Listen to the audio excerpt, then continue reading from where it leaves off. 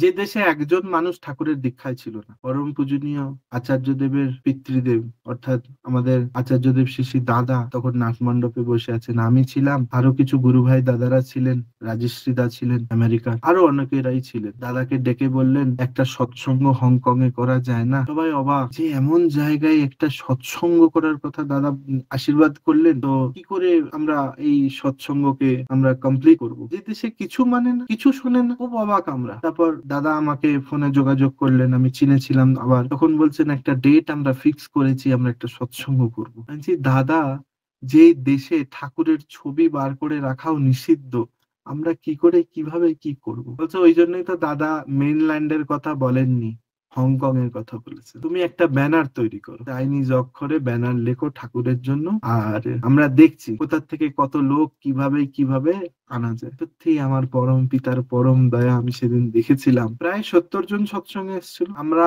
ন্যাশনালের মানুষ, মানে Indian nationality বা অন্য অন্য কান্ট্রি থেকে যারা এসেছিলাম তারা মোটামুটি ওই 25-30 জন ছিলাম। বাকি কারা ছিল? বাকি তো এদেশীয় লোক ছিল না। 7 জন ঠাকুরের দীক্ষা হয়েছে, এই অত জনের মধ্যে 7 জন ঠাকুরের দীক্ষা হয়েছিল। এটা 2018 বা 19-এর কথা। তারপর তো কোভিড চলে আসে, আমরা সবাই আমাদের দেশে ফিরে যাই। এই করতে করতে যেই মায়ের ঘটনা আপনাকে বললাম না, যে মা আমাকে ফোন করেছিলেন, তিনি ঠাকুরকে একটা জায়গা দিন, তার একটা জায়গা আছে। এই বিষয়টা আমরা পরম পূজনীয় আচার্যদেবকে জানিয়েছিলাম। এখন বিষয় একটাই, যে ওই সিকিমের রুল হচ্ছে চায় না কেউ জমি গভর্নমেন্ট অন্য কোনো ন্যাশনালিটি বা ট্রাস্টকে দিতে পারে না, আর কোনো ধর্মীয় জিনিসে তো দেয়াই যায় না, এই চীনের যায়। এখন যেটা আমরা করতে পেরেছি, যে আমরা এখন টেম্পোরারি ঠাকুরের একটি মন্দির, ঠাকুরের একটা প্রার্থনা গৃহ করা হয়েছে, যেখানে ঠাকুর বর্মা বড্ডার মন্দির করা হয়েছে। কিন্তু বিষয় একটাই, যে আমরা কোনো প্রচার করতে পারছি না। কেন করতে পারছি না? কারণ একটাই, আমরা এখনো এই পরিবেশে, কতবার আমাকে ধরে নিয়ে গেছে, যেখানে ঠাকুরের সৎসঙ্গে গেছি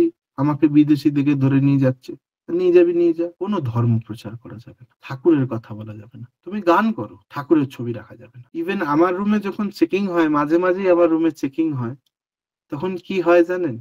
আমাদের যখন চেকিং হয় আমরা সব ঠাকুরের ফটোগুলো আলমারির মধ্যে পুরে দিই, না হলে নিয়ে চলে যায়। তো এই দেশেই এমন পরিস্থিতি, কিন্তু আমি একটা জিনিস কি বিশ্বাস করি, যখন তার দয়ায় তিনি একটা জায়গা জোগাড় করেছেন, এক না একদিন এখানে পরম পিতার রথ আবার হাঁটবে, এটা আমি বিশ্বাস করি।